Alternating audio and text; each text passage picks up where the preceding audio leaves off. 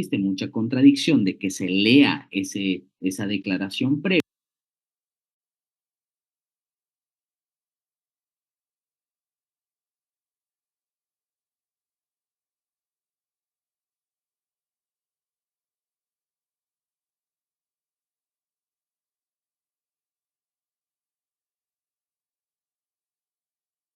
acusador para objetarlas y estar siempre atento a las preguntas compuestas, a las preguntas que lesionan derechos y garantías, a las preguntas sugestivas y a las preguntas capciosas.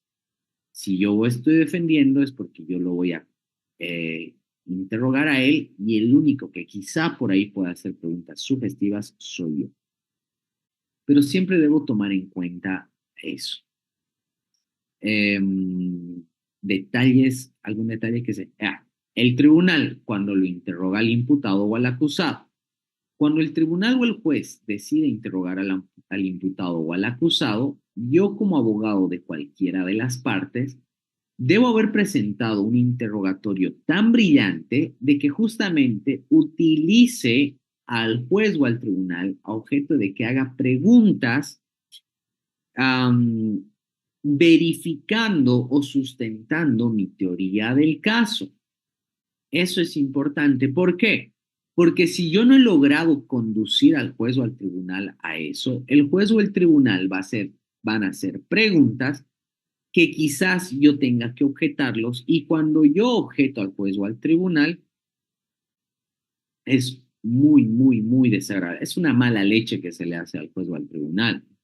Entonces, yo debo tratar de no hacer.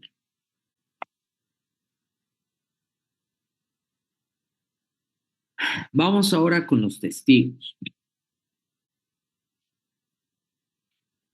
El día de ayer hemos llevado, perdón, el día lunes hemos llevado una especie de clasificación de testigos.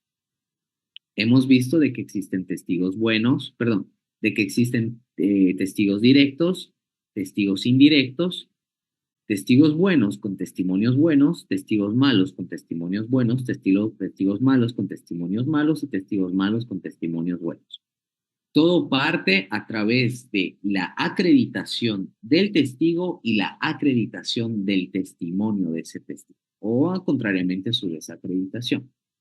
Pero en sí también los testigos tienen la siguiente clasificación, entendiendo que el testigo que cualquier testigo son las personas que tienen conocimiento directo o indirecto en relación a los hechos. Cada persona aporta datos de utilidad para poder descubrir la teoría del caso de alguna de las partes. La clasificación de testigos son víctimas, testigos mayores de edad, testigos menores de edad y testigos expertos. Siempre cuando yo voy a tomarle la declaración, perdón, cuando voy a interrogar o contrainterrogar a un testigo, debo ponerme en sus zapatos, debo pensar como el testigo, debo entender el contexto del testigo, debo entender su idiosincrasia del testigo, porque no es lo mismo interrogar a una persona que viene del campo a una persona que hizo una maestría en Harvard. En Harvard. Es diferente. No es lo mismo interrogar a un arquitecto que interrogar a un profesor rural. Ambos son profesionales, ambos son mayores de edad, pero son contextos e idiosincrasias diferentes. Es por eso que cuando yo voy a interrogar, necesariamente debo ponerme en los zapatos de ese testigo que va a prestar su declaración. Eh, Antes de pasar a mi otra dispositiva, he visto que alguien tenía la mano. Puede hablar, por favor. No hay problema. No sé quién tenía ahí levantada la mano. Muy buenas tardes, muy buenas noches, doctor. Simplemente hacer un comentario.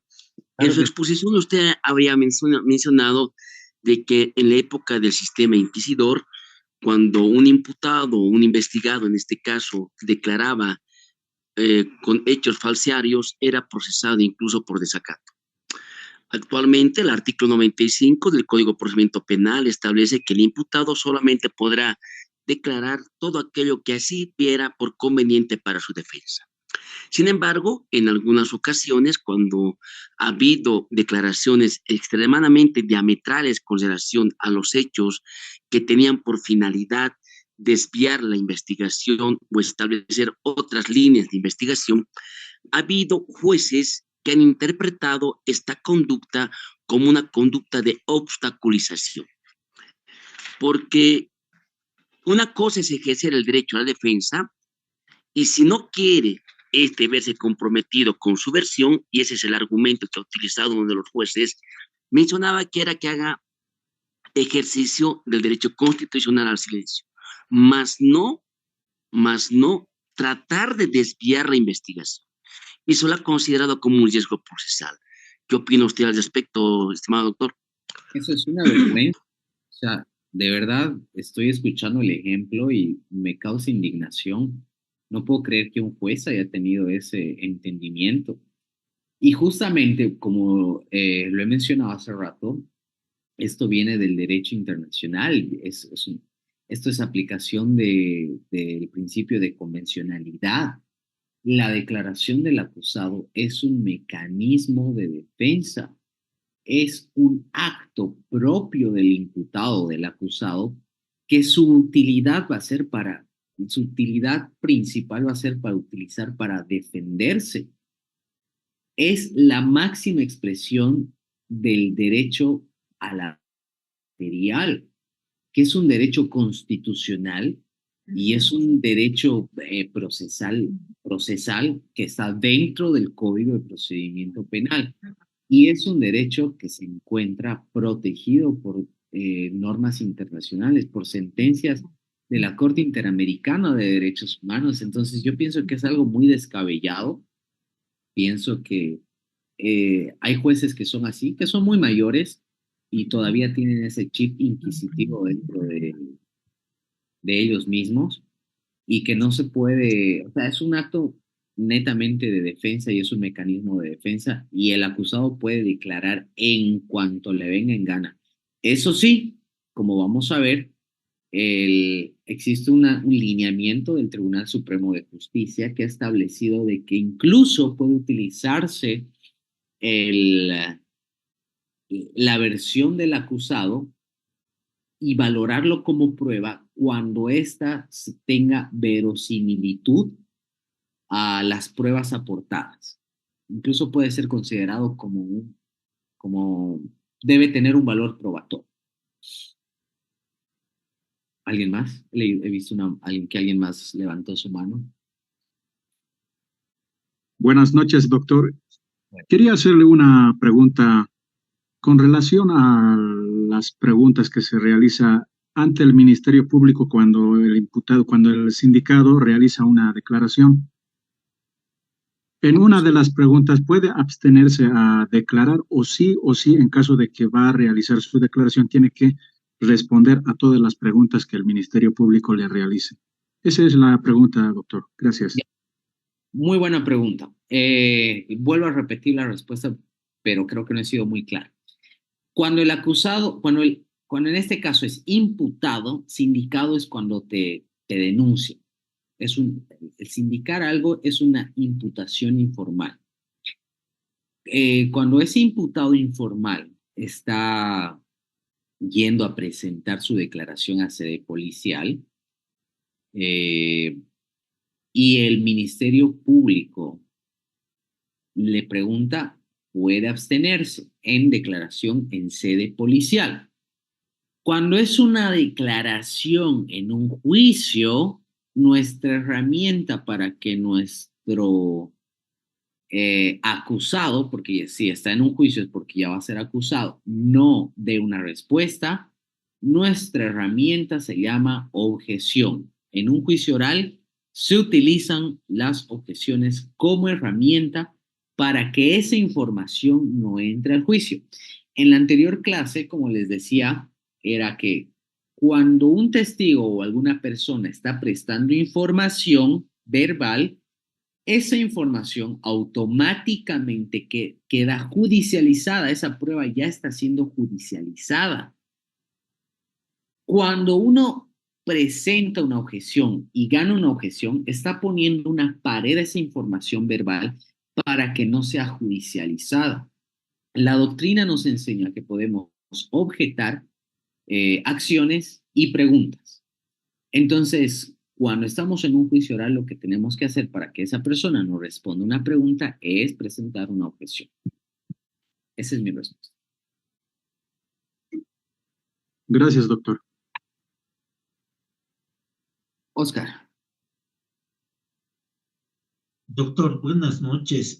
Quisiera que me dé un poquito más de luces sobre la objeción del imputado, por decir si están queriendo inculparle. ¿Cómo sería la objeción bajo el principio de la Constitución que nadie puede declarar contra sí mismo? ¿Eso Ya. sería la objeción? Sí, lo que pasa es que nuestro Código de Procedimiento Penal es muy pobre en materia de objeciones. La anterior clase les he recomendado un libro del profesor Portugal, un abogado litigante excelente en Chile, en Perú, perdón. El profesor Portugal tiene un libro que se llama Las objeciones y dentro de su libro Las objeciones, donde aparte te da muchos ejemplos de cómo aplicar objeciones en todos los momentos del procedimiento, nos enseña que existen ciento y pico de clases de objeciones, donde las más importantes de las objeciones eh, deben ser un total de unas 9 objeciones que son utilizables, entre objetar preguntas compuestas, pero esta clase de objeción o esta clase de preguntas se llaman preguntas que atentan el derecho constitucional a no declarar en su contra. Es una pregunta que atenta el derecho constitucional a que uno no declare en su contra. Entonces yo la objeto, objeción, señor juez, fundamente su objeción. La objeto esta pregunta como inconstitucional porque está atentando el derecho de mi cliente a no declarar en su contra o a no declarar en contra de sus familiares en cuarto grado o en segundo grado. Esas clases de objeción la encontramos en este título del profesor Portugal que en su libro Objeciones. Hay otro libro, usted cómprese libros de técnicas de litigación oral. Hay un libro que es un manual de técnicas de litigación oral del profesor Holfman. Es un compendio de varios autores donde ahí nos enseñan, donde el capítulo de las objeciones es muy puntual y completo. Y justamente lo escribe este capítulo el profesor Portugal. Pero este capítulo de objeciones de este libro es un resumen de su libro completo que él ha sacado de objeciones. Lo recomiendo mucho para aprender objeciones, clases de objeciones y cómo objetar.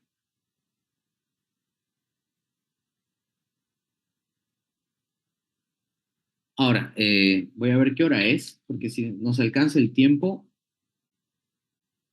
voy a hablar rapidísimo sobre las objeciones. Bueno, voy a ir terminando.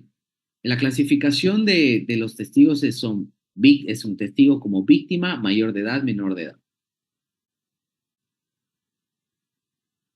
La víctima. Primero debemos saber quién es considerada víctima y siempre entender que la víctima es el testigo principal del caso. ¿Por qué es el testigo principal del caso? Porque entendemos que la víctima, como se dice, ha vivido en carne propia las consecuencias del delito y de ese delito. Es por eso que toda persona natural o jurídica que se encuadre dentro del entendimiento del artículo 76 es considerada víctima. Lo primero que yo debo saber eh, al momento de interrogarla a la víctima es entender cuál es su percepción como víctima. ¿Y cómo voy a entender cuál es su percepción de la víctima? Es cuando lea su declaración previa en sede policial. Cuando yo lea su declaración previa o lea su querella o lea su acusación, ya voy a entender básicamente cuál es la percepción de esa víctima. Entonces, Mi manera de interrogar y de contrainterrogar va a ser en relación a la percepción que esa propia víctima tenga de sí mismo como víctima y esa percepción que tenga esa víctima sobre los hechos o sobre el suceso que pasó. He visto que alguien tiene la mano levantada. Adelante, por favor. Sí, doctor, buenas noches. Yes. ¿Me escucha, doctor? Sí. Mi nombre es Verónica. Anoche pedí la palabra, pero el micrófono no andaba bien. ¿Cómo Doctor, está? con relación a la víctima, doctor, Ya. sucede que el día lunes por la tarde tuve una audiencia de anticipo de prueba, cámaras Excel. Estamos en etapa de juicio oral. Yo soy abogada de la víctima, un caso de violación de una menor. Este, empecé a indagar sobre los hechos y la menor me dijo de que la persona que ahora se encuentra detenido No había sido. no es el violador. Es más, ella nunca fue a la defensoría, nunca la llevaron a la defensoría para que le tomen la evaluación psicológica y que quien la violó es el director de la unidad educativa porque es una menor de edad. Entonces, lo detuvieron al abuelo, lo imputaron y ahorita sigue hace 1 año y 5 meses. La Ya. pregunta es la siguiente. Como abogada de la víctima, ¿cómo debería actuar yo ahora, toda vez de que ella en la cámara Excel manifestó de que el abuelo no fue quien la agredió sexualmente? Es más, el perito quiso hacerla caer en error al hacerle alguna pregunta indirecta y Ya. ella se molestó y le dijo, doctor, señor, le dijo, le estoy diciendo que yo nunca fui a la defensoría, le estoy diciendo que nunca yo dije que mi abuelo fue el que me violó. Es más, hablé sobre el director, que él fue el que me violó y nadie me hizo caso. ¿Qué debería hacer, doctor, para avanzar? Es que no sé de qué manera podría actuar yo ahora como abogada en este sentido, toda vez de que se sabe de que ya no es el abuelo el autor del delito. Es juicio oral, ¿verdad? Sí, vamos a entrar a juicio oral. No. ¿Es juicio o no es juicio? El anticipo de prueba fue para entrar a juicio, doctor. Entonces está en una fase de investigación, todavía está en una etapa preparatoria. Ya pasamos, estamos en la etapa de entrar a juicio oral. Eh, ya Ah, tiene la acusación. la fase preparatoria del juicio está dentro de los días. Correcto. Lo que tiene que hacer es la ampliación de la acusación. Eso es lo que ¿Hacia el tiene que director? sí. Sí, me ha pasado, yo he tenido un caso muy parecido donde a través de una pericia, ni siquiera cámara GESEL, a través de una pericia psicológica, se ha logrado identificar quién ha sido el, el autor. Entonces, como en el anticipo de prueba ha salido eso, y ya están en fase de juicio, a través de un incidente, lo que tiene que hacer es hacer la ampliación de la acusación y tiene que prever de que no le observen de que se están lesionando derechos y garantías. Es algo bien complejo, es algo bien complejo que se hace, pero tiene su salida. Ya me pasó. Doctor, otra pregunta con relación a la ampliación de la acusación o de la imputación. Sucede que en primera instancia se denunció a una persona por hurto. Entonces después yo tomé la causa y amplié la denuncia en contra de sus compañeros de trabajo toda vez de que se encontró mediante el teléfono de este señor que había robado soya y otras cosas, otros implementos más de la empresa. Entonces amplié la denuncia después casi de 4 o 5 meses que yo tomé el conocimiento de la causa y el juez me rechazó mi ampliación argumentando lo que usted me dice, que yo estaba lesionando sus derechos toda vez que en su momento no se puso en conocimiento. La pregunta es, ¿hasta qué momento se puede pedir la ampliación de una imputación formal si es que todavía no se ha llevado a cabo? La imputación formal puede presentarla en cualquier momento de la investigación, antes de que concluyan los 6 meses. aún así sean en contra de otras personas, doctor, Lógico, es la ampliando. ampliación de imputación. Ajá. Gracias, doctor, muy amable. No. Ahora vamos a ver que la víctima, la manera de interrogar y de contrainterrogar siempre debe ser resguardando sus derechos a través de su percepción y lo más importante, cuando yo voy a interrogar a la víctima, la pregunta va a ser revictimizar o no revictimizar. ¿Por qué? Porque muchas veces, incluso yo como abogado defensor, he escuchado que el abogado acusador revictimiza a la víctima a través de ciertas preguntas. Entonces, es bien complejo cómo eh, puedes pasar esa línea fina de la revictimización o de la no revictimización a las víctimas. Es por eso que siempre debemos verificar la manera de interrogar cumpliendo con todos las pautas que he presentado al principio de cómo preguntar o cómo no preguntar. A los testigos mayores de edad, esto significa que pueden ser testigos directos o indirectos, la persona que va a aportar a mi teoría del caso o que va a querer destruir de mi teoría del caso, debo entender si es un testigo neutro o voy a tener que interrogarlo como un testigo hostil. Siempre debo entender cuál es el momento histórico de su percepción. Debo saber si esta persona me va a describir lugares y situaciones y cómo las va a describir. Al momento de interrogarlos, debo saber si voy a interrogar o contrainterrogar a un testigo hostil o si no, o qué información me va a aportar, ya sea aporte mi teoría del caso o ya sea que no me diga nada. Entonces, siempre debo entender su percepción. Cuando lo voy a interrogar, como hemos visto, debo acreditarlo como testigo y debo acreditar su testimonio.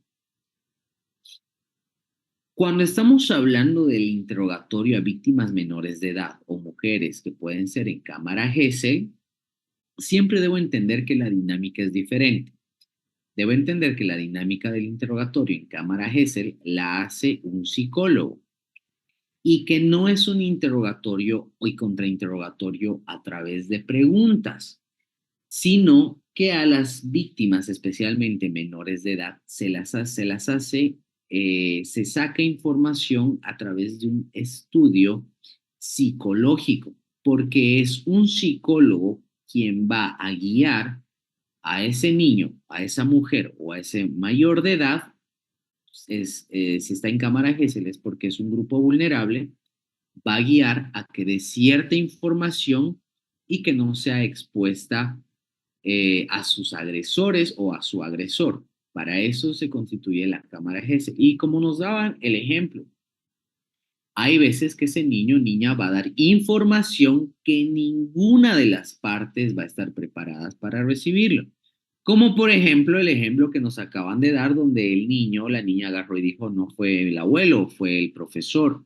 A mí me pasó lo mismo. Resulta que en un juicio de Yacuiba por violación, la niña a través de una pericia dijo, no es este chico, sino es mi padrastro. O estaba en una cámara GESEL donde era una menor de edad, era una niña, y la niña dijo que no solamente el abuelo la había abusado, sino que el bisabuelo también había cometido actos sexuales no permitidos a la niña.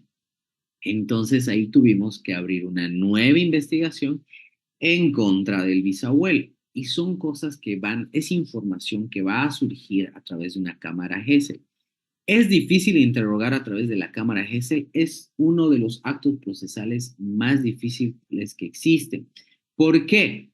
Primero porque lesiona la inmediación. No es algo que media solamente el juez, sino de que tenemos a varios interviniendo. Tenemos un juez, tenemos un psicólogo y esto puede ser como ese juego del teléfono malogrado, donde yo voy a presentar mi pregunta, el juez la va a filtrar y mi último filtro que va a ser el psicólogo la va a filtrar de otra manera.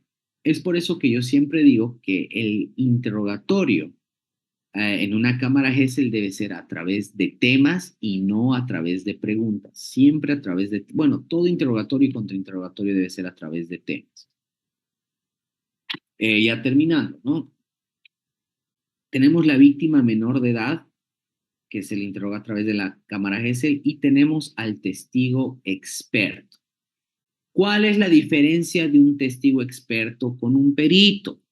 La diferencia entre el testigo experto con un perito es que el testigo experto, lo propio, domina una experticia, tiene una experiencia, tiene un grado de formación, pero no emite un dictamen, a diferencia del perito, que el perito es una persona formada en un arte, en una ciencia, pero da un dictamen pericial. A ambas clases, ya sea testigo experto o perito, se les hace preguntas de opinión. El testigo experto va a declarar lo que sabe a los ojos de su experticia. Por lo general, un testigo experto es un testigo indirecto. La mayoría de los testigos expertos son policías, eh, psicólogos de la Defensoría, trabajadores sociales de la Defensoría. Esos son los testigos expertos. ¿Cómo se interroga al testigo experto? Acreditando su experiencia, acreditando su testimonio y acreditando su trabajo.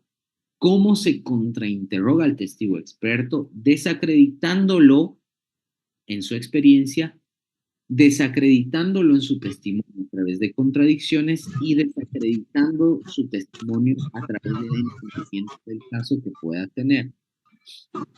Esa es la manera de contrainterrogar. Jacqueline, por favor, de contrainterrogar a un testigo experto.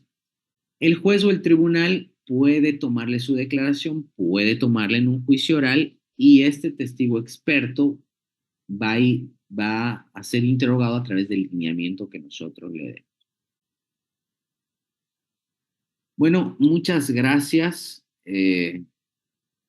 Esto es todo, amigos, sobre el interrogatorio y contrainterrogatorio. Bueno, es algo muy general. Como hemos dicho en 2 clases, es casi imposible explicar algo que lo he hecho en todo un módulo de educación superior, pero eso es lo más importante. Lean esos libros que les he recomendado. Perfecto, doctor. Estamos muy agradecidos por su excelente ponencia. Estimados participantes, quizás si alguien tiene alguna pregunta en el chat, estamos atentos. Doctor Marcelo Ramos, un gusto tenerlo aquí. Por favor, tire el micrófono a disposición. Espérame un segundito. Ya, ahora sí, puede habilitarlo. Muchísimas gracias. Gracias, distinguido doctor. Quisiera hacerle una pregunta. Doctor, usted sabe que ningún juez puede motivar su sentencia actualmente basado en un lenguaje no verbal de un testigo. Por ejemplo, motivar la sentencia bajo el fundamento de que el juez ha podido inferir que el testigo mentía, ya que él mismo no podía sostener la mirada, tenía las manos en una posición no habitual, no permanecía quieto, tal vez demoraba mucho al momento de responder, los gestos que hacía. Entonces, usted sabe que la psicología del testimonio señala que determinar que una persona miente bajo esos pobres argumentos, hoy obviamente ya no se podría confirmar esto, ¿no? No lo digo yo, sino que lo dice el derecho actual, los experimentados en el tema, Jordi Nieva Fenol, Jordi Ferrer, el propio Michele Tarufo. Entonces, ellos concluyen que si un juez motiva su sentencia bajo esos criterios externos, ¿se podría, usted considera, doctor, solicitar la nulidad del juicio bajo estos defectos, doctor? Es que la verdad nunca he escuchado ninguna sentencia y gracias a Dios no he escuchado jamás una sentencia motivada en un lenguaje no verbal. El lenguaje no verbal sirve para contrainterrogar. Ese es mi criterio y es mi experiencia de la que tengo. Siempre cuando uno está interrogando y más que todo cuando uno está contrainterrogando, el lenguaje no verbal, ya sea la gesticulación facial o ya sea los movimientos de la persona corporal, nos van a dar a entender algo, nos van a señalar algo. Es por eso que decía el abogado litigante aprende